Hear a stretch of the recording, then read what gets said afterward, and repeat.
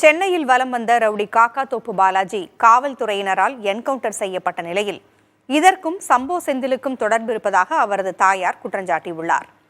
Rowdy Kakkathoppu Balaji என தெரியாமலே காவல்துறையினர் அவரை என்கவுண்டர் செய்ததாக சென்னை வடக்கு இணை ஆணையர் பிரவேஷ்குமார் தெரிவித்துள்ளார்.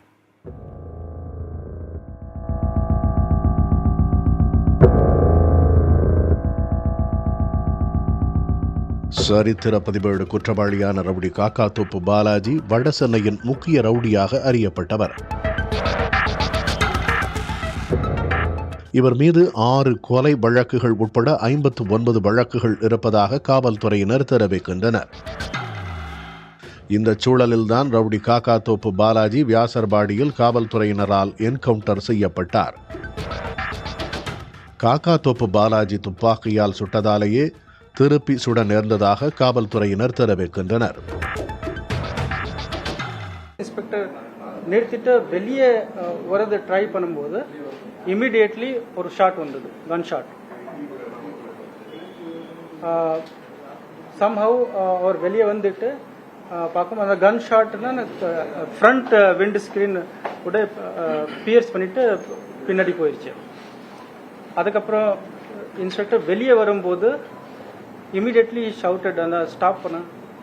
பட் அதை இன்னொரு ஷாட் வந்தது, செகண்ட் ஷாட் வந்தது. அதை இன்ஸ்பெக்டரோட வண்டியோட லெஃப்ட் சைட் கேட்டில் ஹிட் ஆயிடுச்சு. ஸோ அதை அந்த ரியாக்ஷனில் இன்ஸ்பெக்டர் ஒரு ரவுண்ட் ஃபயர் பண்ணார். ஃபயர் பண்ணும்போது அந்த அந்த சஸ்பெக்ட் அவருக்கு இன்ஜுரி ஆயிடுச்சு, அவர் கீழே விழுந்துட்டாங்க. ஆம்ஸ்ட்ராங் கொலை வழக்கிற்கும் இந்த என்கவுண்டருக்கும் தொடர்பில்லை எனவும் காவல் இணை ஆணையர் பிரவேஷ்குமார் கூறினார். ஆனால் திருந்தி வாழ்ந்து வந்த காக்காத்தோப்பு பாலாஜி திட்டமிட்டு கொலை செய்யப்பட்டதாக அவரது தாயார் குற்றம் சாட்டுகிறார். என் குழந்தைக்கு பிறந்த நாள் எங்க பேத்திக்கு நான் வரமா குழந்தைங்களுக்கு துணி எடுக்க வரேன்னு சொன்னேன் சார். என் புள்ள தெரிஞ்சு 10 வருஷம் ஆகுது சார். பழைய கேஸ் எல்லாம் முடிச்சுட்டு தெரிஞ்சு ஒரு வரமெல்லாம் கோர்ட்டு வரமெல்லாம் சொல்லுவாங்க 10 வருஷம் கேஸ். எப்ப ஒரு கல்யாணம் பண்ணிக்கோ உன்னை அப்பதான் போலீஸ் இது பண்ணுவாங்க கொள்வாங்கன்னு. போலீஸுக்கு இதுக்கு எந்த மோட்டிவும் இல்லை சார். இது ஒரு பிரச்சனையில நடந்திருக்குது. சம்போ செந்தில் வர முடியல, பாம்பு அடிச்சார் இல்லைங்களா, பாலாஜி அடிக்கணும்னு அடிச்சான், அதுலயும் பாலாஜி தப்பிச்சுட்டான். இப்போ இவன் கேஸுக்கு வரணும்னா அவன் வந்தா தானே இவங்க இந்த கேஸை முடிக்க முடியும் இந்த ஆட்சியில். அதனால என்ன பண்ணிட்டான், அவன் யாருக்கு பணம் கொடுக்கணுமோ அவங்களுக்கு பணத்தை கொடுத்து சரி கட்டிட்டான். செஞ்சில் தான் சரி கட்டிட்டான்.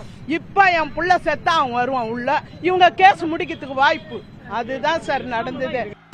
காவல்துறையின் என்கவுண்டர் நடவடிக்கையால் சட்டம் ஒழுங்கை சரி செய்துவிட முடியாது என சமூக செயற்பாட்டாளர் எவிடன்ஸ் கதிர் தெரிவித்துள்ளார். எல்லா குற்றவாளிகளுமே சட்டத்தின்படி நியாயத்தின்படி நம்ம தண்டிக்கப்படணும்.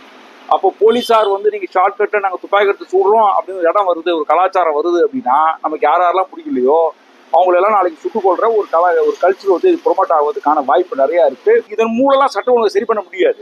சட்ட ஒழுங்கை சரி பண்ணணும் அப்படின்னாக்க நீங்க தேங்கி கிடக்கிற வழக்குகளை ஸ்பீடி ட்ரையல் நடத்துங்க. 1. 2, இங்க சோசியல் எக்கனாமிக் ஸ்டாண்டர்டா தமிழ்நாட்டில் அந்த மாதிரியான ஒரு கல்ச்சரை ப்ரொமோட் பண்ண பாருங்க. அதனால குற்றத்தை ஒழிக்குன்றதான் கடமையை தவிர குற்றவாளிகள் அல்ல.